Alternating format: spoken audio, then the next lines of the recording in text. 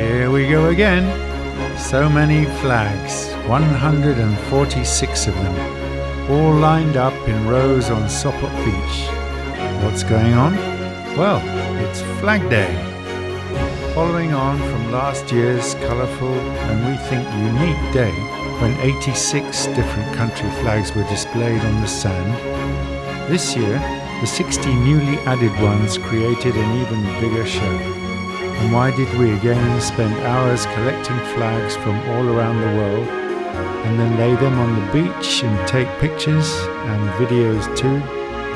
Well, this strange hobby turned out to be so much fun and such a visually beautiful experience that the Sopot group of cold water enthusiasts, the so-called walruses, or in Polish morsy, eagerly did the same again this year, but with an even bigger collection. On October the 8th, anyone walking along the beach by entrance number 13 in the early afternoon would have seen a group of up to 35 people walking around like busy bees, placing mostly 3 by 1.5 meter national symbols in full colour, side by side, with a message right in the centre which read, "We're different, like flags, but we're all equal." Although at first the whole project may seem strange, it turns out that it's a great way to connect the group both to one another as well as to individuals from the rest of the world. Flags are sent or collected from many consulates, embassies, Polish companies and other bodies, or simply by individuals who have some kind of contact with a country. A few also are bought in Poland by members of our group and their friends.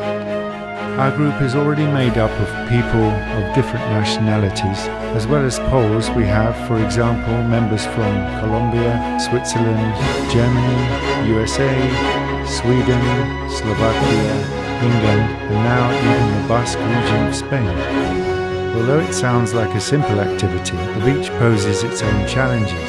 This year there was a strong side wind wanting to cover the flags with fine-grained sand, which is characteristic on this coast.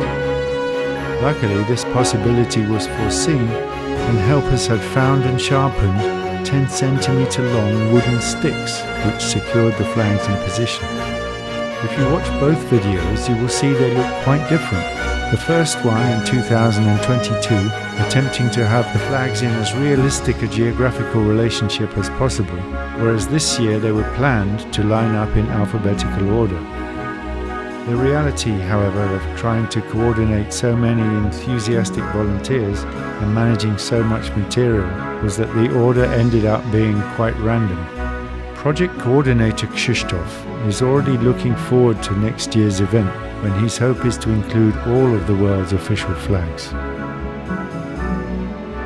Flag logistics is a whole story on its own, including washing them, hanging them out to dry, and explaining to the neighbours what has taken over the garden.